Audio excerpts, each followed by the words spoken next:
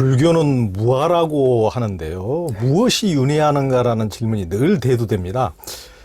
김성철 교수님께서는 윤회가 부정된다면 불전의 수많은 가르침이 무용지물이 되어버리고 불교의 종교적 목적인 열반도 무의미해지고 만다고 하셨는데 왜 그렇게 보시는 겁니까? 뭐 다른 것보다 일단 불교 열반 해탈이 윤회에서 벗어나는 겁니다.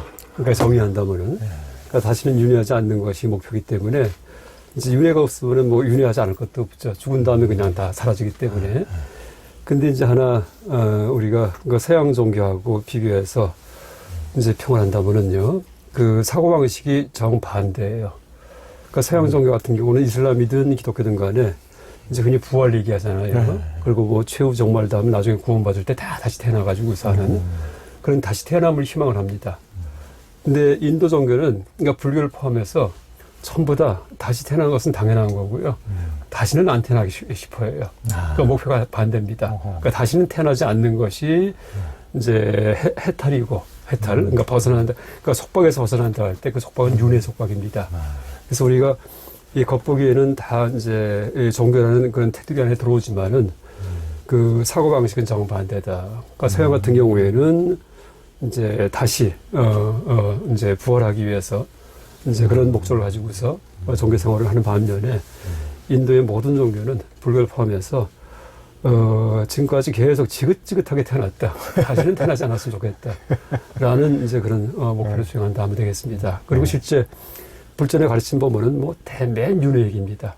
뭐 거의 다 윤회 얘기고 윤회에 대한 얘기, 전생 얘기, 그 다음에 그 불교의 삼계설 같은 경우에도 그 삼계가 생명체가 사는 현장인데요. 그 삼계가 그 욕계, 색계, 무색계에서 실제 그 내용 중에 보면은 천상에 대한 얘기가 많습니다. 하늘나라에 대한 얘기가. 근데 이제 그 삼계가 다 윤회 세계예요. 어떤 종교적 목표가 아니고요. 그래서 삼계에서 벗어나는 것이 바로 해탈이고 다시는 삼계에 들어오지 않는 것, 이게 해탈입니다. 열반이고. 그러니까 이제 그렇게 삼계 윤회 세계에 들어오지 않는 것이 불교의 목표이기 때문에 윤회하지 않는다 하면은요 목표 자체가 무의미해집니다. 그래서 그 철저한 윤회 전제 위에서 그러니까 죽었다 태어났다 하는 무한한 그런 되풀이 이제 이걸 끊는다는 의미에서의 불교의 그런 해탈을 얘기하기 때문에 이제 윤회가 전제가 되지 않으면은 불교의 모든 수행체계, 그러니까 다시는 태어나지 않기 위해서 하는 수행체계, 번뇌제가하는 수행체계, 이게 다 의미를 상실합니다. 그러니까 그것도 이제 그 속죄와 진제적 측면에서 하여튼 우리 속죄적 그 삶은 당연히 윤회하는 것이고 이게 뭐 진제적 세계에서 하여튼 그런 윤회가 끊어진 세계를 또 얘기하다 보면은 하여튼 우리가 보는 관점 자체도 이제 좀 다르게 봐야 될 것 같은데요. 그런 그 이제 고도 그러는데 무슨 이제 고통 자체가 환이고 없다 이렇게 해버리는 것과 이제 불교에서는 이제 고통도 분명한 사성제 중에 하나이기 때문에 이제 윤회도 하여튼 우리가 늘 해탈 열반의 세계 윤회가 없는 그것을 얘기하다 보면은 우리가 실제적으로 현실적인 삶에서는 끊임없이 윤회하고 있음에도 불구하고 하여튼 이제 그것을 너무 쉽게 간과해 버리는 이런 또 우를 범하지 않은가 싶네요. 네, 그렇습니다. 그 이제 정말 내세가 있고 환생이 있고 윤회하는가라는 것은 모든 사람들이 이제 궁금해하는 것인데요. 윤회가 있다면 이를 어떻게 증명할 수가 있습니까? 그 어려운 얘기입니다. 윤회가 증명되면은 뭐 누구든지 믿고 이제 그 가르침을 수용할 텐데 뭐 도대체 알 수가 없기 때문에 그래서 뭐 저도 마찬가지입니다. 윤회에 대해서 이걸 확실히 윤회한다? 그거 잘 말 못합니다. 뭐 전생에 기억난다? 뭐 저는 모르겠어요. 남은 어떨지 몰라도. 그래서 이제 이것도 어떤 그 단체에서 부탁을 해가지고서 논문을 쓰면서 한번 윤회가 논증 가능할까 하고 연구를 해봤습니다. 그랬더니 이제 이렇게 논증을 합니다. 뭐냐면은요, 그 일단 우리가 윤회한다고 할 때 내 몸뚱이가 뭐 내생까지 가지 않을 거예요. 보통 마음만이 내생을 할 겁니다. 그렇죠. 마음만이요. 근데 마음이 과거에는 뭐 이제 그 어디인지 몰랐는데 심장에 마음이 있다, 뭐 여러 가지 이론이 있었지만은 물론 불전에서는 심장에 마음이 있다 이런 얘기는 하지 않습니다. 근데 현대 의학의 연구 성과에 의한다면은 우리의 마음이 거주처가 약간 이 뇌입니다. 뇌의 신경망에 궤도를 타고서 이제 흐르는 게 마음이고요. 더 미리 얘기한다면은 뇌에 또 전체에 퍼져 있는 게 마음이 아니고 뇌의 일부분에 이제 존재하는데 그것도 일부분에 항상 한 군데 있는 것이 아니고 왔다 갔다 합니다. 그러니까 무엇에 따라 왔다 갔다 하냐면은 내가 주의를 어디에 주의를 기울였느냐에 따라 갖고서 내 마음의 위치가 뇌에서 달라집니다. 그래서 이제 예를 들어 갖고 내가 눈앞에 있는 어떤 사물을 뚜렷하게 보고 있을 때, 그러니까 이제 시각적인 대상에 관심을 기울일 때는요, 내 마음이 뇌에서도 이 시각 중추 쪽에 가 있습니다. 또 내가 어떤 소리를 듣고 있을 때는요, 내 마음이 내가 소리 듣고 있을 때 뇌에서도 시각 중추가 아니고 청각 중추가 있습니다. 근데 시각 중추하고 청각 중추는 위치가 다릅니다. 시각 중추는 뇌의 뒤통수 쪽에 이제 후디엽에 있고요. 청각 중추는 측뒤엽이라고 옆에 있습니다. 그 다음에 제가 뭐 어디가 가려워서 막 긁고 있을 때 여기에 신경이 쓰입니다. 이럴 경우에는 내 마음이 촉각 중추가 있어요. 촉각 느끼는데. 근데 그것은 뇌에 이제 뭐냐면 체성 감각 피질이라고 해서 머리띠 같은 여자분들 머리띠 두르듯이 이렇게 길게 퍼져 있는 뇌에 이제 그런 이랑, 그러니까 튀어나온 부분이 있습니다. 그래서 이렇게 이쪽 부분에 또 내 마음이 가 있습니다. 그래서 뇌에서 우리의 마음이 한 군데 머물러 있는 게 아니고 이제 나의 주의력과 수반돼 가지고서 계속 요동을 치고 이동을 합니다. 근데 그걸 그럼 어떻게 알았냐 할 경우에 옛날에는 알 수가 없죠. 근데 현대는 과학과 의학 기술이 발달해 가지고서 이제 fMRI라는 그러니까 뇌를 촬영하는 기구가 생겼습니다. 그래서 보통 MRI 할 경우에 정지 영상을 찍는데 정지 영상 뇌에 대해서 근데 F자가 붙으면은 이게 F자가 펑셔널이라는 뜻입니다. 그래서 기능성 MRI예요. 근데 뜻이 뭐냐면은 이제 뇌를 동영상으로 촬영할 수가 있습니다. 동영상. 우리의 신체를 촬영할 때 이제 의료 기술 가운데 뭐 엑스선 같은 게 있는데 엑스레이 같은 경우에는 촬영하면은 이제 순간적으로 사진을 찍을 수 있지만은요. 동영상 엑스를 찍으면은요. 방사선 피폭이 돼가지고 이 사람 병에 걸립니다. 그래서 엑스선은 오래 주질 못해요. 근데 MRI 같은 경우에는 방사능이 전혀 안 나옵니다. 또 MRI 찍을 때는요. 몸에 무슨 주사를 넣고 찍는 것도 아니에요.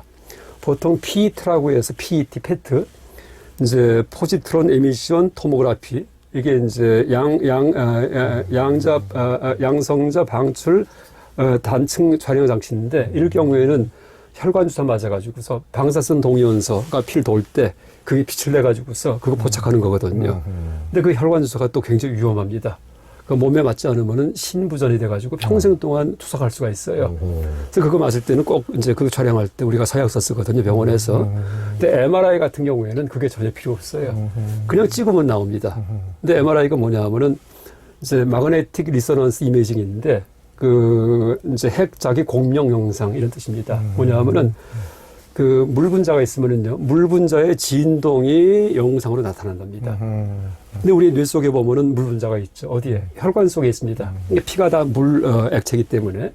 그래서 혈관이 어디에 많이 이제 물 분자 속에 있는 산소의 진동입니다. 정확히 얘기한다면은 산소. 그러니까 이 혈관 속에 산소가 있다는 얘기는 뭐예요? 산소를 쓴다는 얘기이기 때문에 활동이 많다는 얘기예요. 그래서 뇌에서 어디에 어느 혈관에 산소가 많은가 이거를 영상으로 나타내는 게 MRI입니다. 그래서 이제 어느 부위에 산소가 많이 몰려 있으면은 이 사람이 저길 쓰고 있구나 하고 압니다. 근데 이제 그걸 동영상으로 찍을 경우에는요, 산소가 많이 몰리는 부분이 자꾸 변합니다. 근데 그걸 연구를 해보니까 주의력의 수반과 이제 주의력을 어디에 기울이냐에 따라 갖고 거기 수반돼 가지고서 이게 이동을 해요. 그러니까 뭘 보고 있으면은 산소가 뒤통수에 많아지고, 그 다음에 듣고 있으면 옆에 많아지고, 측두엽에. 그래서 우리의 마음이 뇌에서 이동을 하는구나. 이렇게 이제 그 결론을 낼 수가 있습니다. 그래서 이제 어쨌든 간에 뇌에서 우리의 마음이 뭐 뇌 전체 퍼져 있는 게 아니고, 이제 한 군데 몰려 있는데 그게 너무나 빨리 그런데 이제 불전의 가르침에 근거할 경우에는 우리의 마음이 이제 포인트 인스턴트거든요. 말하자면은요. 매 순간 주의하는 그곳에 마음이 가 있고 1초 동안에 75번을 진동합니다. 근데 그게 막 빨리 진동하기 때문에 뭐 후두엽에 가만히 있는 것처럼 착각이 되고 영상 나타낼 때는요. 또 측두엽에 있는 걸로 영상이 나타나는데 어쨌든 그렇게 요동을 치는 마음이 이제 요동을 치면서 뇌에서 왔다 갔다 하는 것이 이제 우리 마음이에요. 근데 어디를 왔다 갔다 하냐면은 뇌 신경세포를 왔다 갔다 합니다. 뇌 신경세포. 그러니까 신경세포에는 전기가 흘러갑니다. 그걸 타고서 흐르는 궤도, 이제 그게 궤도예요, 뇌 신경세포가. 이게 이제 우리의 마음인데, 근데 이 전기, 현상이든지 화학 현상은 전부 다 이 물질 세계이기 때문에 이제 인과 법칙이 작용을 해요. 인과율. 그러니까 어떻게 보면은, 모든 게 다 결정되어 있습니다. 이제 마치 당구공을 칠 경우에 당구공 딱 치면은 3쿠션 칠 때 나중에 어디까지 갈지가 미리 짐작할 수 있잖아요. 그러니까 물질의 세계는 다 그렇게 결정 가능한 세계예요. 근데 결정 가능한 뇌의 세계 속에서 우리의 마음이 요동을 친다 하더라도 다 이제 거기에 수반돼 갖고 신경 전기 흐름이 함께 하기 때문에 우리의 마음도 그냥 끌려당기는 것만 되지 않을까. 그렇죠? 그러니까 뇌 신경세포의 어떤 활성화에 따라 가지고서 그냥 보고 있는 겁니다. 느끼고 있고 이럴 경우에는 나한테 자유지가 없이 모든 게 다 결정돼 있고 모든 게 다 숙명이 됩니다. 나의 생각이든지 행동이든지 이게 전부 다 그 뇌의 물리화학적 작용에 따라 갖고서 그냥 끌려당기는 이제 이렇게 될 수가 있어요. 또 실제 우리가 따져보면은요, 서양에서 과거에 이제 과학이 발달하면서 결정론이 막 기승을 부린 이유가 생각해보면은 모든 게 결정되어 있는 것 같아요. 그러니까 예를 들어갖고 절벽 위에서 돌멩이 하나 던지잖아요. 손에서 떨어질 순간에 떨어질 위치가 정해져 있습니다.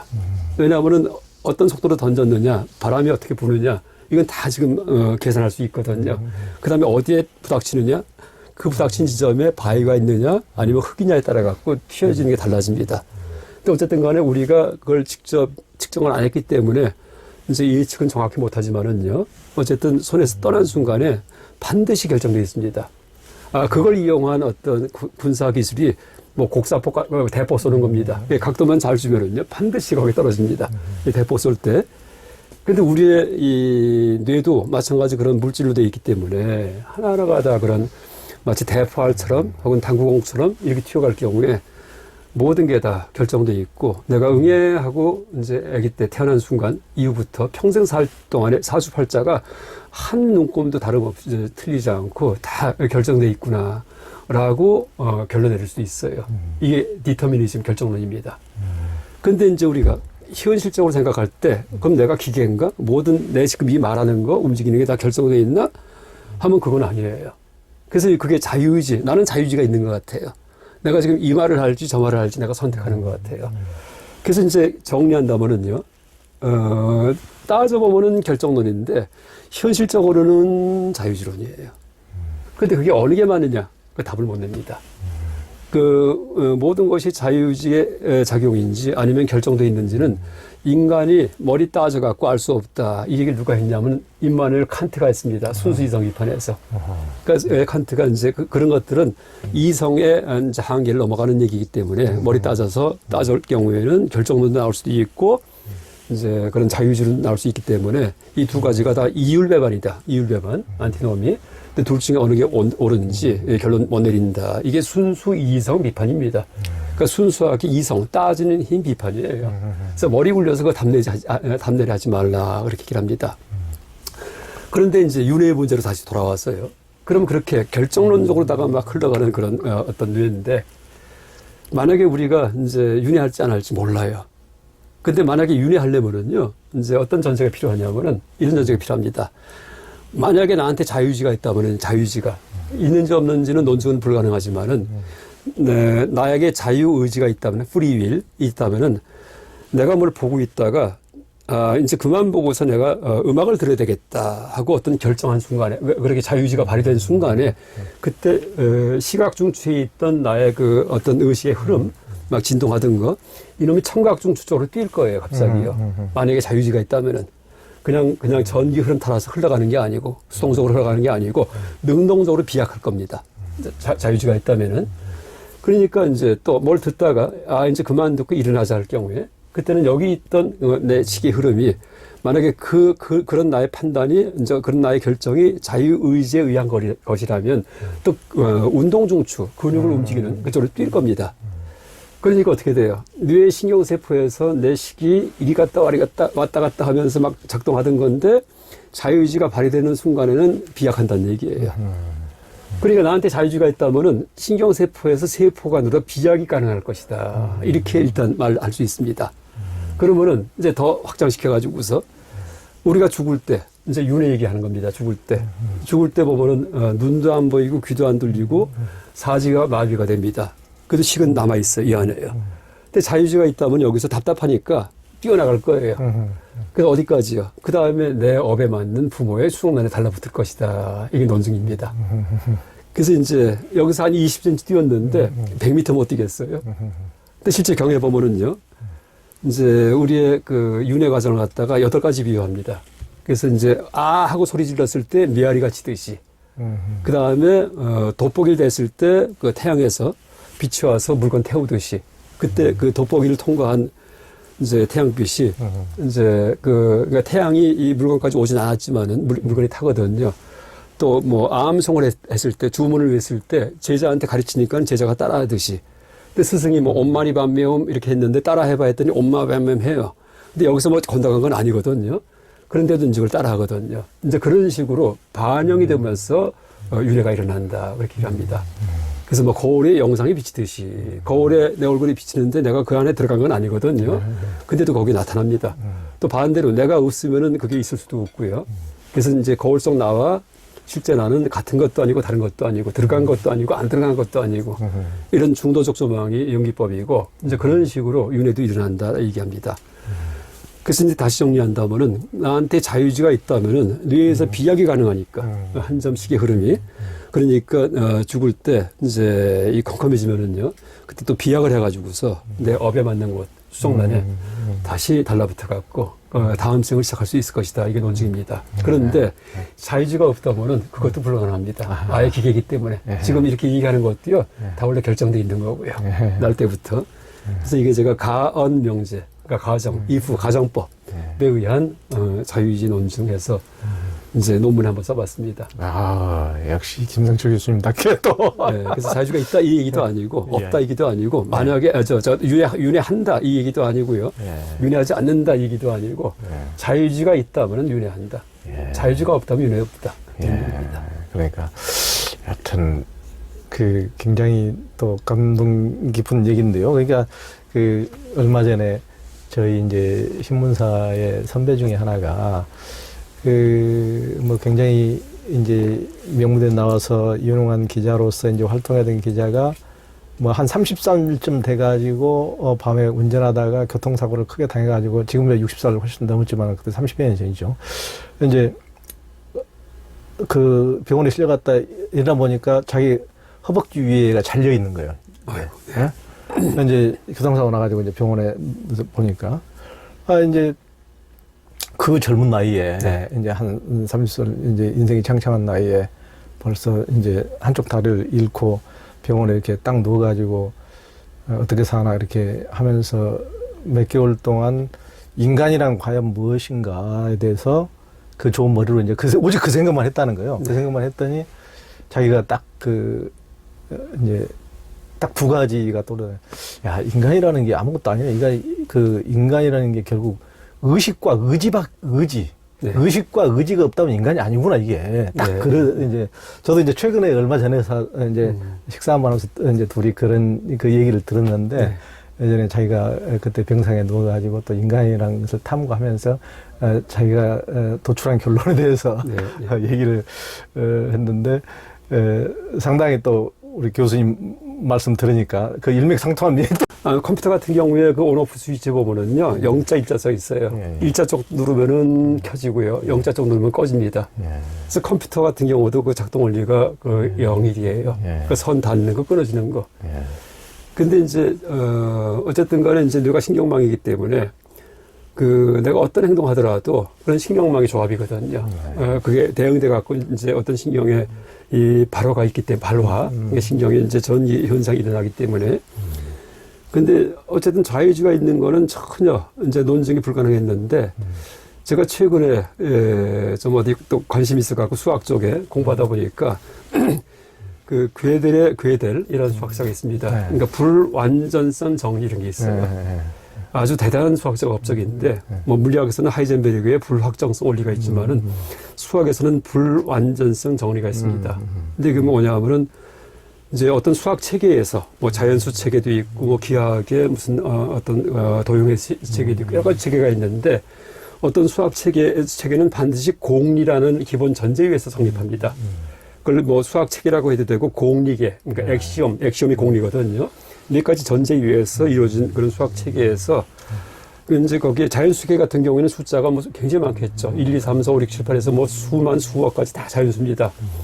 근데 그런 자연수가 이제 되기 위해서는 1 더하기 1에서 쌓아 올라가서 자연수가 되거든요. 근데 그런 것들이 자연수의 공리예요. 공리. 근데 그런 공리에 의해서 도달하지 못하는, 다시 말해 증명도 되지 않고 그런 숫자가 있다고 또 그렇다고 없다고 부정할 수도 없는 그런 그 수가 반드시 있다. 이게 괴델입니다. 그러니까 더 정확히 얘기하면은 어떤 공리계에서든 간에 증명도 안 되고 반증도 안 되는 정리가 반드시 하나 이상 존재한다. 이렇게 돼 있어요. 그게 그 인문학 그 사상계에서 큰 사건이에요. 그러니까 인간 사회의 한계를 얘기한 거예요. 그러니까 모든 게 수학에 대해서 진리인 줄 알았거든요. 근데 수학 체계에 반드시 모순이 있다는 얘기예요. 어떤 거든지 간에 그걸 수학적으로 증명을 합니다. 이게 괴델의 불완전성 정리인데 이제 그걸 어떻게 증명하냐면은요. 근데 그게 이제 자유주의론과 제가 연관을 시켜봤습니다. 자유주의. 어떻게 증명하냐면은 그 자연수일 경우에 이제 그렇게 증명도 안 되고 이게 옳다고 이 숫자가 이 숫자가 자연수에 속한다고 증명도 안 되고 그렇다고 그게 아니라고 반증도 안 되는 그런 수를 갖다 만들어내야지 돼요. 근데 그들이 그런 수를 만들어냅니다. 어떻게 만들어내냐면은요. 수학 공식, 이거를 숫자로 대체해버려요. 자연수다가. 그러니까 수학 공식에 보면은 괄호도 있고, 이퀄도 있고, x도 있고, y도 있고, 이렇게 있잖아요. 그런 거 하나하나를 갖다가 수에다가 대응을 시킵니다. 그래서 괄호일 경우에는 뭐, 그러니까 이제 어떤 수에 대응을 시키냐 하면은 소수에 대응을 시켜요, 소수. 그러니까 소수는 뭐냐 하면은 1과 자기 자신 위에는 나눠지지 않는 수, 이게 소수입니다. 그러니까 2, 3, 5, 그러니까 4는 아니고요. 4는 1도 나눠지기 때문에. 그 다음에 6은 아니고 7, 그 다음에 8도 아니고 9도 아니고 10도 아니고 11. 이게 소수예요. 그러니까 소수를 작은 소수부터 차례대로 쓸 경우에는요, 2, 그 다음에 3, 5, 그 다음에 7, 그 다음에 11, 13 이렇게 쓸 수가 있어요. 그러면서 이 숫자에다가 2는 괄호로 하자, 3은 곱하기로 하자, 이런 식으로 대응을 시켜요. 그러면서 이제 그 어떤 수학 공식이 있을 경우에, 그거를 전부 다 소수로다가 대응을 시켜가지고서 그 다음에 이 소수를 곱해버리면은요 어떤 큰 수가 나올 거 아니에요. 근데 그 큰 수를 소인수분해 하면은 다시 소수 곱으로 표현이 가능합니다. 소인수분해 아시잖아요. 만약에 20일 경우에 소인수분해 하면 2 나누면 10이 남고 또 2 나누면 5가 남고 그럼 2의 자승 곱하기 5가 됩니다. 이런 식으로 2 자승할 때 2도 소수고 5도 소수예요. 이런 식으로 소수의 곱으로 표현되는 게 소인수분해거든요. 그래서 모든 이제 수학 공식을 그 소수의 뭐 제곱, 세제곱의 그런 곱하기로다가 쭉 표현한 다음에 그걸 계산하면은 엄청난 큰 수가 나오거든요. 근데 그걸 소인수분해하면은 다시 소수의 곱으로 할 수 있고요. 그거를 대응시킨 수학 공식으로다가 이렇게 일치시키면은요, 수학 공식 그대로 나옵니다. 그러니까 수학 공식 x, y, 괄호, 이퀄 이렇게 곱하기 이렇게 들어있는 공식을 숫자로 표현하는 방식을 개발하는 게 괴델의 아주 천재적 발상이에요. 그 숫자를 갖다가 소수를 갖다가 그걸 괴델수 이렇게 부릅니다. 그다음에 이제 거기에 힌트를 얻어가지고서 튜링이라는 사람이 컴퓨터를 만드는 계산기 그런 어떤 획기적인 논문을 씁니다. 그게 바로 튜링 머신이고 튜링 머신이 컴퓨터의 토대가 되는데 그게 왜 가능하냐 하면은 컴퓨터는 실제는 그 0과 1, 그러니까 선이 닿았다 끊어졌다 이진법 체계거든요. 근데 그걸 가지고 계산시키려니까 어떻게 돼요? 계산식에는 x 곱하기 y 곱하기 뭐 이런 말이 막 들어가야 되는데 그거를 뭐예요? 숫자로 표현할 수 있기 때문에. 그래서 십진법으로 표현된 것은 또 이진법으로 바꿀 수가 있어요, 수학에서. 그 치환할 수 있거든요. 그러니까 이제 우리가 지금 쓰고 있는 컴퓨터의 토대가 바로 괴델수예요. 그래서 모든 걸 수로 표현했는데 십진법의 수로, 십진법의 어떤 수도 이진법으로 환원되기 때문에 이진법이 바로 컴퓨터의 원리이고. 그래서 이제 이 튜링이 괴델의 그 어떤 이론에서 그런 소수의 곱으로 표현하는 이론을 갖다가 딱 추출해가지고서 이 컴퓨터의 원리를 갖다가 논문으로 발표한 겁니다. 그게 지금 우리가 쓰고 있는 컴퓨터가 되는 겁니다. 그래서 이제 보세요. 이제 그건 좀 제가 참조로 얘기를 했고요. 그래서 이제 그 애들이 어쨌든 그 업적이 뭐냐면은 이 수학 공식을 무조건 자연수의 곱으로, 물론 자연수지만은 소수의 곱으로 2, 3, 5, 7 같은 나타내는 그 방식을 개발을 했는데 이제 그럼 어떤 수학 공식을 만들었냐 하면은요. 그러니까 이 공식은 증명되지 않는다라는 공식을 만들어요. 그걸 수학 공식을 표현합니다. 그다음에 거기에 대응돼서 수를 쓸 수가 있어요. 그래 이 공식은 증명되지 않는다라는 공식인데 그걸 증명 한번 해보세요. 그건 증명되지가 않죠. 그렇죠? 그러니까 증명하려고 하니까 증명되지가 않아요. 그건 증명이 안 돼요. 그럼 증명되지 않아요. 그러니까 그런 식의 수를 하나 만든 거예요. 고안해가지고서. 그러니까 이 공식은 증명되지 않는다는 것을 큰 소수의 곱으로 표현한 수를 하나 제시한 겁니다. 이런 게 있지 않냐? 자연수 체계에서. 자연수가 수학 체계 중에 가장 간단한 게 자연수 체계예요. 0, 1, 2, 3, 4 올라가는 거기 때문에. 굉장히 제일 단순한 겁니다. 그런데 그런 자연수 체계에서조차도 증명도 안 되고 반증도 안 되는, 다시 말해 공리에 의해 가지고서 거기까지 도달하지 못하는 그런 숫자가 있다는 얘기예요. 이게 이제 큰 파란을 일으킵니다.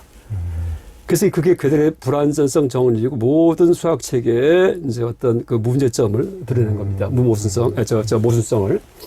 근데 이제 그들이 그렇게 수학의 한계를 지적하기 위해서 얘기를 한 게 아니고, 이제 그렇게 한계는 있지만은 인간의 직관력으로, 그렇게 증명도 안 되고 반증도 안 되지만은 진리인 거. 그러니까 이런 식의 그 정리를 갖다가 우리가 만들 수 있다. 그걸 갖다가 우리가 알 수 있다 해서 지금 여러 가지 정리들이 뭐 골드바의 추측이든지 뭐 그런 것들이 있어요. 증명이 아직 안 됐습니다. 얼마 전에 허준희 박사가 증명한 게 그런 것들 중에 하나예요. 증명되면 끝난 겁니다. 근데 증명도 안 되고 반증도 안 되는 그런 추측들이 많이 있거든요. 근데 직관적으로는 틀림없이 맞아요. 근데 증명이 안 돼요, 수학적으로. 그런 게 반드시 하나 이상 있다. 이게 궤대예요. 다시 말해 자연수에 속하긴 속하지만은 절대 자연수의 공리로다가 거기까지 도달 못하는 숫자가 있다는 얘기예요. 그걸 제시했거든요. 근데 이제 그걸 제가 자유주론에 결합을 시켜봤습니다. 무슨 얘기냐면은 그 자연수 체계나 이진법 체계나 같아요. 사실 수기 때문에 1대1 대응시킬 수 있어요. 그래서 이제 뭐 예를 들어 갖고요. 그러니까 이진법일 경우에는 0 이게 제일 작은 수입니다. 1 하면 다음 수예요. 여기 하나 더 더하면 어떻게 되냐면 2가 되는 게 아니고 2는 안 쓰기 때문에 이제 1, 0이 돼요. 0, 1, 1, 0, 1, 1. 또 하나 더 쓰면은 하나 올라가서 1, 0, 0 이렇게 씁니다. 이게 이진법의 숫자예요.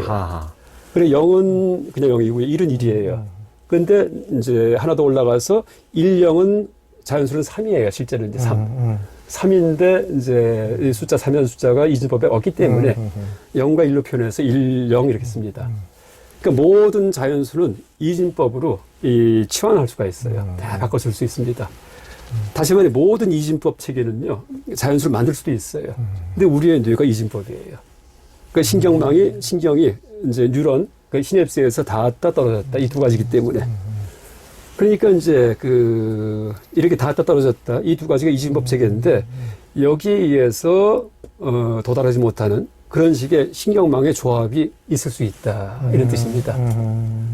아까 자연수 체계에서 이제 공리 가지고서 증명하지 못하는 또 반증도 안 되는 정리가 있듯이 우리의 뇌의 뉴런망 체계에서 이제 이진법 체계로다가 올라가 가지고서 이제 거기까지 도달하지 못하는 그런 식의 뇌의 신경망의 조합이 있을 수 있다. 이런 얘기입니다. 그래서 이제 그런 것이 뭐냐면 그 신경망에 대응을 해갖고서 내 행동이 있을 거 아니에요.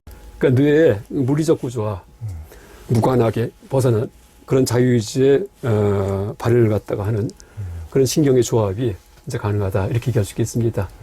그러면 이제 어느 경우에 그런 신경의 조합이 가능할까 할 때 수학의 자연수 체계에서 그러니까 이 명제는 증명할 수 없다 하는 역설적 명제예요. 패러독스. 그러니까 자기 지칭, 자기를 갖다가 이제 지칭하는. 그러니까 이 명제라는 명제, 그 명제를 증명할 수 없다기 때문에 이 명제가 바로 그 명제예요. 그걸 증명하면은 증명이 안 되는 거고요. 이런 식의 자기 지칭 명제거든요. 그러니까 우리가 사유를 할 경우에도 반성적 사유를 할 경우에 그때 자유주의의 여지가 있다 이렇게 얘기할 수 있겠습니다. 반성적 사유. 다시 말해 나는 누구일까? 내가 나를 묻는 겁니다. 이게 역설적이에요. 인생이 뭘까 할 때 이것도 역설이에요. 왜? 인생이 뭘까 해도 인생 속에 들어가거든요. 그래서 이제 그렇게 철학적 사유, 반성적 사유를 많이 한 사람일 경우에는요, 자유의지의 여지가 더 넓어질 것이다. 이렇게 생각할 수 있겠습니다. 근데 남들 살듯이 그냥 빠져 살 경우에, 그러면 기계예요. 로봇이에요. 평생 그냥 사주팔자로 삽니다. 근데 그게 아니고, 내가 항상 삶에 대해서 번민하고 회의할 때, 다시 말해 역설적 사고를 자꾸 할 때, 이럴 경우에 이제 우리의 자유의지의 영역이 넓어진다. 이렇게 생각할 수 있겠는데, 제가 한번 약간 논문 한번 발표해 보겠습니다. 근데 그거는 뭐 제가 괴들도 많이 연구를 했고 옛날에. 그래서 제 느낌에는 이 정도 얘기하면은 괴들 갖고 자유의지가 연결되겠구나 하는 그런 생각을 해봤습니다. 예. 그러면 그 이제 괴들이 말하는 불확정성의 원리로 따져서 그러니까 윤회도 같은 그런 어떤 그렇죠. 그런 식으로. 네, 그렇죠. 거기 아까 말씀드렸던 이제 그렇게 비약할 때 전혀 밑에 책에서부터 올라가지 못하는 그런 신경망의 어떤 조합 이런 거로 비약을 하는 겁니다. 이게 가능하기 때문에 그러니까 윤회도 가능하다라고 얘기할 수 있겠습니다. 예. 그리고 이제 우리가 일체 모든 감각을 뇌에서 이제 이걸 캐치를 하잖아요. 네. 예를 들면은 여기에 누가 이제 그 의사가 여기를 이제 뭐 골마가지고 잘라버리겠다. 네. 자른다. 그러면 뇌에서 이것을 캐치하는 감각을 뭘 이제 중지시키면은 자르는데도 불구하고 그 통증을 못 느낄 수가 있잖아요. 그래서 마취하든지 뭐 하든지 전혀 못 느낄 수 있잖아요. 그러면은 그 보통 그러니까 뇌에서만 모든 시냅시스가 돌아간다면은 뇌에다가 주사를 줘야 될 것 같은데 여기다가 보통 이제 부분 마취를 여기 밑에다 네. 시키잖아요. 여기다가. 네. 그러면은 왜 뇌에다가 안 하고 여기다 하는 거죠? 그러면 뇌에도 할 수 있겠죠. 그러니까 전신 마취가 있고 부분 마취, 국소 마취가 있는데 국소 마취는 약간 전기 신호 전달 차단하는 겁니다. 그러니까 전기 신호 가다가는 마취가 된 부분은 전기가 통하지 않거든요. 그러니까 뇌까지 안 올라가요, 통증이요. 그래서 이제 전혀 아프지 않게. 그러니까 이게 부분 마취. 전달하는 것을 중단시키는 거야? 마취라는 게. 국소 마취입니다. 로컬 그러니까 아네스테시아. 뇌로 가는 전달망을 차단시키는 거군요. 그렇죠. 그러니까 신경을 갖다 마비시킨 겁니다. 밑에서 신경이 신경을 이제 뭐 전기가 흘러가려면 탈분극이라고 해서 뭐 나트륨 이온 이런 것들이 막 나왔다 들어갔다 하면서 확 전기 흘러가거든요. 근데 그게 못일어나게 막아버리는 그런 물질이 그게 마취제입니다. 그럼 전신 마취는 이제 가스 같은 거 호흡하든지 해가지고서 마취시키는데 그러면은 뭐 팔을 자르든 뭘 자르든 전혀 통증을 못 느낍니다. 그러니까 이제 졸도 저 까무러진 상태 있겠죠. 근데 하나 얘기드릴 게 전신 마취가 지금 하긴 하는데요. 어떻게 전신 마취가 일어나는지 그 원리는 모른답니다. 그것도 현대의학에서 과제예요. 그냥 되니까 되는 거예요. 그래서 이제 국소 마취는 건 정확히 알고요. 이거 신경 전달을 갖다 차단하기 때문에. 근데 어떻게 전신 마취가 일어나는지는 아직 과학자들이 발견하지 못했답니다. 아, 그래요? 예. 모르는 걸 보고 우리가 전부 다 막 그냥 배도 가르라고 다 맡기고 그런다는 거예요. 근데 이제 그게 뇌에서 어딜 어떻게 자극해서 통증이 안 느껴지고 이거는 아직 밝혀지지 않았답니다. 정확한 얘기입니다. 희한하네. 근데 우리가 보통 이제 그 이빠사나 명상할 때 이제 포행도 하고 그러니까 감각을 느낄 때 이제 그 특약한 스님의 그 걷기 명상 같은 경우도 발바닥의 감각에 이렇게 집중을 하고 그러면 이제 보통 우리가 주의가 가는 곳에 마음이 가고 이제 기운도 가고 하여튼 이제 그런 원리로 보통 하는데 우리가 예를 들면은 모든 감각을 여기 이 신경 이 뇌에서만 이렇게 느낀다면은 우리가 뇌에서 왔다 갔다 할 뿐이지 그것이 발바닥까지 이것이 마음이 가고 기운이 가고 그러면서 뭐 온도도 변화도 있을 수가 있고 이런 원리가 어떻게 적용될 수가 있는 거죠? 근데 이제 일단 우리가 발바닥이라고 할 때는 그건 시각 정보예요. 발바닥이니까 내 머리에서 먼 데 있는 거고 저기 멀리 있거든요. 그 다음에 발바닥에 땅이 닿았다는 느낌은 촉각 정보입니다. 근데 원래 그 촉각 정보와 그 다음에 시각 정보는요, 후천적으로 결합되는 것이 원래 태어날 때는요, 결합이 안 돼 있답니다. 그래서 이제 그 실험 중에 하나가 뭐 실험 집에서 해봐도 돼. 어린애들이 있으면은요, 애기들 태어났을 때 얼굴에다가 그 가제 수건에다 타올 올리잖아요. 그럼 그건 못 치워요. 뭔가 가렸는데 어딘지 몰라요. 그래서 손을 가져와서 이렇게 닿게 한 다음에 몇 번을 갖다 치워주잖아요. 그 학습이 돼가지고 그 다음부터 가려지면 이렇게 손이 올라옵니다. 그래서 치웁니다. 그래서 우리가 지금 그 어디가 발이고 어디가 손이고 어디가 가려고 다 알지만은 이게 태어날 때부터 하는 게 아니고 후천적 학습에 의해서 연합이 된 거예요. 그러니까 시각 중추는 뒤통수고 촉각 중추는 이쪽이거든요. 이 사이가 연합 피질입니다. 연합 어소시에이션 콜텍스 이렇게 합니다. 여기에 연율이 일어나 가지고서 아 이게 그 몸의 위치구나 하고서 위치는 시각 정보고 이 느낌은 촉각 정보고요. 이게 결합이 됩니다. 그래서 이제 윗바사나 수행할 때 걸어갈 때 뭐 뇌에서 촉각 정보가 일어나죠. 근데 위치가 여기구나 할 때는 그때는 시각적 어떤 자각이기 때문에 이제 그게 함께 연합이 돼 가지고서 이제 그 동시에 나한테 느껴지는 건데 그때 그러면 그 마음이 어디 있냐 할 때 그때 연기입니다. 시각 정보와 촉각 정보가 이제 함께 마치 소리가 들릴 때 뭐 귀하고 허공하고 그다음에 소리하고 주력하고 합해져 가지고서 그 사건 발생하듯이 우리가 윗바사나 수행할 때 발음을 밟을 때 아, 요것은 뇌에서의 느낌이고 요것은 발에서의 느낌이고 나누지 않거든요. 그냥 촉각 느낌 하나만 나와요. 근데 그 느낌이 나오게끔 협조하는 그 조건이 된 것들은요. 뇌의 촉각 피질, 그 다음에 이제 우리의 신경줄 이렇게 올라오는 척추로 타고 올라오는 그다음에 발의 피부 이런 것들이 다 결합이 돼가 이제 그 조건이 힘을 합해 가지고서 그런 촉각 현상을 갖다 이제 만들어냈다 이렇게 보면 되겠습니다. 근데 이제 우리가 이제 예전에는 농경사회고 대부분의 사람들이 육체노동을 많이 하고 살았고 뭐 사냥도 하고 수렵 채취도 하고 이제 그렇게 하면서 온 몸을 많이 쓰고 살았는데 현대인들은 이제 과학문명이 발전하고 기기가 발전하면서 몸을 거의 안 쓰고 이제 대부분 이제 두뇌 활동 머리만 쓰고 이러다 보니까 이제 오히려 이제 머리 두통이나 이런 정신적인 질환, 심리적인 것은 많아지고 그렇죠. 또 이제 여자들도 이제 이 손발이 차가워지고 이제 냉대야라든가 이런 것도 많고 근데 이제 동양학적에서 보면은 이제 수숭하강이 되어야 머리는 차고 손발이 따뜻하고 배가 뜨뜻해야 건강한 상태인데 현대인들은 이제 정반대다. 이렇게 해서 이를테면 이제 이제 걷기 명상이나 이런 걸 하고 그러면서 너무 머리에만 우리의 그 신경망이 이렇게 위쪽으로만 상기되고 마음이 가는 주의가 가는 곳에 마음도 가고 마음이 가는 곳에 이제 기운도 가서 이렇게 너무 상기가 되고 이제 뭐 우리가 이제 화두성도 이렇게 관념적인 수행을 너무 지나치게 잘못하면 이제 상기된다고 그러는데 너무 위쪽으로만 이렇게 기운이 쏠리고 이제 해서 발바닥에 이렇게 기운을 두고 포행도 하고 그러면은 상기병도 내려가고 그래서 이제 여러 가지 이제 걷기 명상도 그래서 좋다고 그러는데 그런데 이제 그런 것이 오직 신경망에서만 일어난다면은 여기서 뭐 축대에서 뒤로 가고 여기서 왔다 갔다 할 뿐이지 이게 발바닥까지 그것이 그러면 과연 가는가 이런 또 의문을 가질 수가 있지 않습니까? 네, 그렇죠. 뭐 수승화가 흔히 이제 명상할 때 많이 하는 얘기입니다. 뭐 또 하나 얘기하면은 잠잘 때요, 잠 안 올 때 이제 옛날 명사들의 비법을 쭉 써놓은 그 책이 어떤 글이 있었습니다. 근데 돌아가신 박원서 씨가 이제 어떻게 썼냐 하면은 자기는 밤에 잠 안 오면은요 발가락을 구부린답니다. 힘을 꽉 주고 있대 발가락에다가 그럼 잠이 온답니다. 이게 이제 이 상기 내리는 거거든요. 그러니까 잠이 올 때 잡념이 들고 막 온 생각이 날 때 발바닥에 힘을 주면은 나의 어텐션 주의력이 내려가기 때문에 그렇죠. 이제 여기에 몰려있던 이제 그런 여러 가지 활동이 점점 잦아들면서 아마 잠에 빠지는 것 같습니다.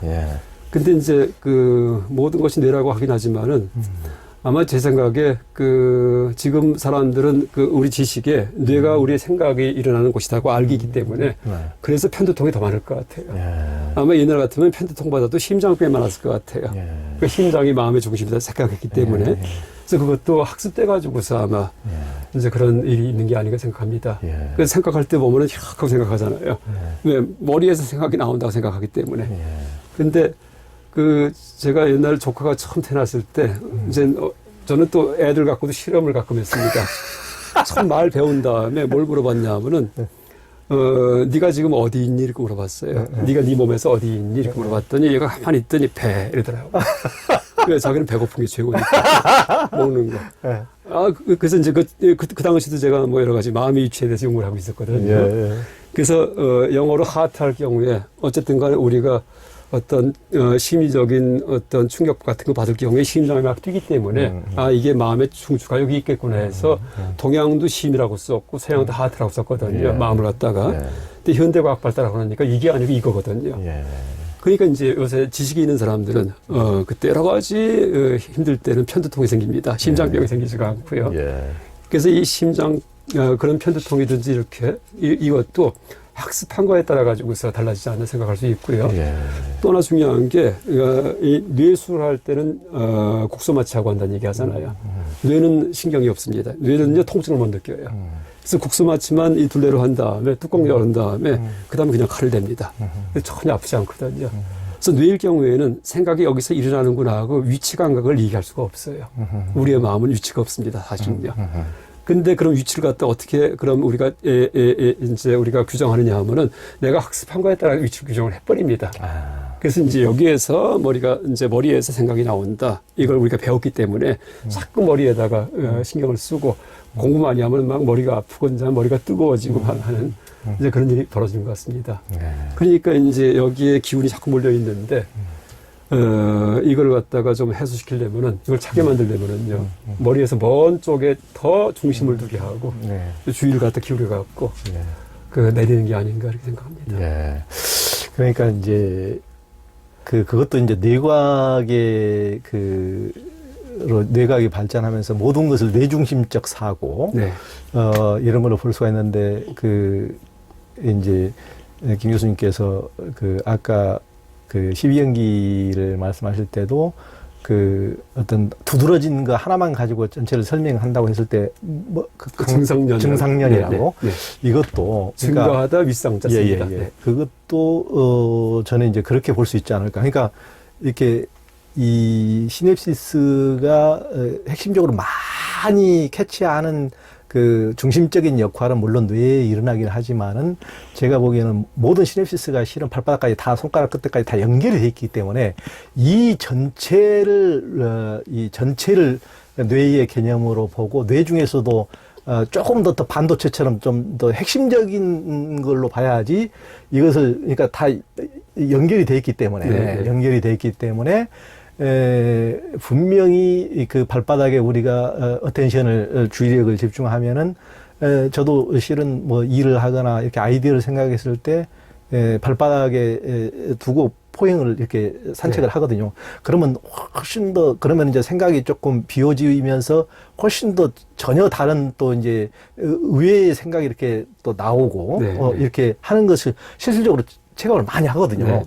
그게 계속 머리 싸매고 그걸 하나만 생각한다고 되는 게 아니고 좀 이렇게 이제 김 교수님처럼 이렇게 달리기도 하시고 할 때도 이제 그걸 전혀 좀 비워놓고 다른 쪽에 어텐션을 두다가 딱 다시 돌아왔을 때 좀 다른 그렇습니다. 아이디어가 이제 하는 것을 아마 느끼실 것 같은데 저도 이제 그렇거든요. 그러니까 그것을 모든 게 뇌에만 작용이다. 그런 또 하나의 뇌과학적 사고가 아닌가 하여튼 이제 그런 생각도 좀 이제 들었고요. 그래서 이제 그거는 어떤 새로운 발견이든지 어떤 이론이라기보다도요. 화엄에서 얘기하는 일찍일체예요. 그러니까 뇌를 보려면 다 뇌입니다. 지금 우리가 다 뇌 속에 살고 있습니다. 누구 뇌? 자기 뇌 속에 살고 있습니다. 눈에 보이는 것도 시각중추이라는 현상이고요. 귀에 들리는 것도 이 청각중추, 발의 느낌도 촉각 피질에서 느끼는 거기 때문에 약간 뇌를 보려면 다 뇌로 해석할 수 있고, 또 뇌 아닌 걸 해석하려면 또 다 아니게 해석할 수도 있습니다. 근데 이제 거기에서, 무엇을 더 생각의 중심으로 생각하느냐라는 것은 각 개인마다, 시대마다, 또 그 시대에서 가르치는 어떤 학문, 내용에 따라 갖고 달라질 것 같습니다. 그래서 그렇게 해서 형성된 것이, 실제 우리의 마음이 어디 있느냐 할 때 그 위치는 뭐 어디에도 없고 어디에도 있다 이렇게 확정할 수 없는 게 제 마음일 것 같습니다. 그러니까요. 굉장히 중요한 것 같아요. 그러니까 거기에 대한 어떤 대지법은 그러니까 이 시대에 어디에 마음이 있다고 생각하는 어떤 최면이 퍼져 있느냐 이걸 잘 잡아가지고서 그 최면을 시킬 수 있는 어떤 치료법을 시대마다 또 다르게 개발해야 될 것 같습니다. 그러니까 우리가 이제 사마타 수행, 이빠사나 수행 이렇게 한다고도 집중력 수행, 삼매 얘기도 많이 하지만은 우리가 너무 이제 머리로 관념으로 생각으로 이렇게 수행해가지고는 절대 진전을 이룰 수가 없고 그 진전을 이루는 포인트 자체가 핵심적인 저는 이제 포인트가 그걸 그 생각과 관념을 떠나가지고 온 몸으로 딱 했을 때 완전히 이렇게 딱 이게 전환의 어떤 계기를 저도 맞았는데요. 예. 그게 그러면 그것이 어떻게 그 몸이라는 게 이게 고깃덩어리고 살덩어리인데 온몸으로 한다니 그 말이 되냐. 이게 생각은 여기서 나는데 이게 그렇지만은 또 그렇지가 아니거든요. 않거든요. 네. 그러니까 이것이 뭔가 화두를 할 때도 연부를 할 때도 온몸으로 해야지 이것을 막 생각으로 했을 때에 그것은 더 이상의 진전이 안 되는 저도 이제 그런 완전히 포인트의 그 대전환이 거기서 일어났는데요. 예, 예. 그게 굉장히 그 마음이라는 것이 여기에 머물러 있다는 사고에 이렇게 갇히면 안 될 것 같아요. 예, 예. 그 사람들이 이제 가장 궁금해하는 요즘에는 이제 그 죽고 나서 내세니 뭐 이제 그걸 엄청난 사람들이 관심이 있고 하는데 이제 윤회를 얘기하고 있는데요. 그럼 윤회가 있다면은 어디서 어떻게 윤회가 되고 진행이 될 것인가 이게 굉장히 궁금한데 어떻습니까? 불교 세계는 생명의 세계는 뭐 어마어마합니다. 그러니까 그 일단은 윤회하는 그런 주체는 중생이라고 이렇게 부르고요. 그러니까 중생의 종류가 이제 우리한테는 뭐 살아있는 생명체가 중생인데, 그러니까 인간하고 짐승만 우리한테 보입니다. 근데 불교에서는 그 이외에도 그러니까 눈에 보이지 않는 중생이 많이 있다 이렇게 합니다. 이제 그 중에 하나가 이제 아귀, 귀신. 이제 아귀, 배고픈 귀신도 있지만은 뭐 아귀입니다, 귀신입니다. 또 하나 지옥 중생. 뭐 우리가 본 적은 없지만은 지옥서 고생하는 중생들. 그 다음에 또 우리보다 위에 있는 그러니까 천신들, 신들. 그 다음에 뭐 아수라. 뭐 그렇게 일합니다. 그래서 보통 이제 5도 혹은 6도. 그러니까 아수라를 빼면은 5도고요. 그러니까 아수라까지 포함하는 6도라는 얘기를 합니다. 그래서 그 우리가 죽은 다음에 뭐 다시 인간으로 태어나든지 짐승으로 태어나든지 이런 것만이 아니고 아기가 되기도 하고 지옥 가기도 하고 천상에 가기도 하고 뭐 아수라가 되기도 하고 이제 그렇게 그 설명을 합니다. 그래서 그게 바로 6도 윤회의 세계입니다. 그래서 이제 흔히 불교 처음에 입문한 분들 떠오르는 의문 중 하나가요. 그 지구상에 인간이 왜 자꾸 늘어나는가? 뭐 이런 걸 이제 얘기를 합니다. 윤회한다면은.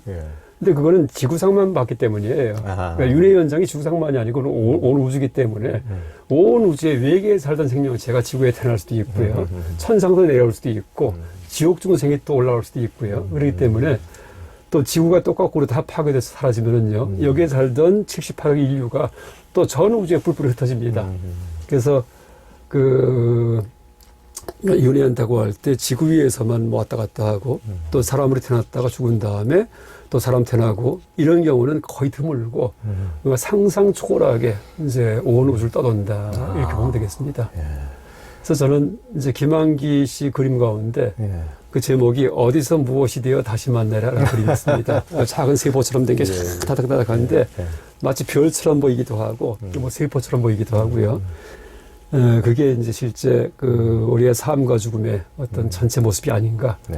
그래서 여기서 이렇게 만나서 얘기하지만은 이제 나중에 언젠가 또 죽을 텐데 그러면은 온 우주에 떠돌다가 어디서 무엇이 되어도 다시 만나라라는 그런 싸한 감정이 듭니다. 크게 보면은. 참 그러네. 그러니까 우리가 인간 세상에 태어난 것 자체만 해도 뭐 조갑상토라고 이렇게 그렇죠. 하잖아요. 네, 손톱 위에 흙 정도. 그러니까 이렇게 이 수많은 흙 중에서 이렇게 손톱 위에 어떤 흙이 이렇게 묻는 정도의 확률로 그런 사람만 인간이 되고 생명체만이. 그러니까요. 그러니까 인간으로 태어나기가 그렇게 쉽지 않다는데 이 인간으로 태어나서 정말 이때 해탈열반 하지 않으면은 다시 그런 기회를 얻기가 어렵다는 게 이제 그렇죠. 참 우리가 참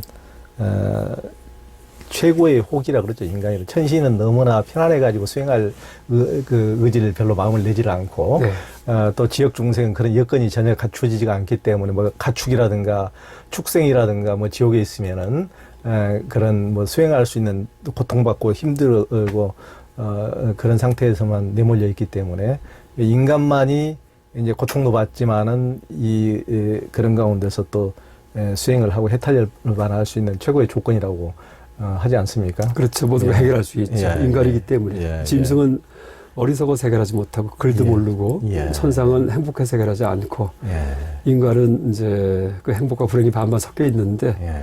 또 사유할 수 있고 예. 이제 가장 깨달음을 가는 예. 이제 그런 가기에 적합한 그런 생명체다라고 얘기를 합니다. 그러니까요. 인간으로 태어나기도 어렵고, 하여튼 좋은 법을 만나기도 어렵고, 불법 만나기도 어렵고, 예.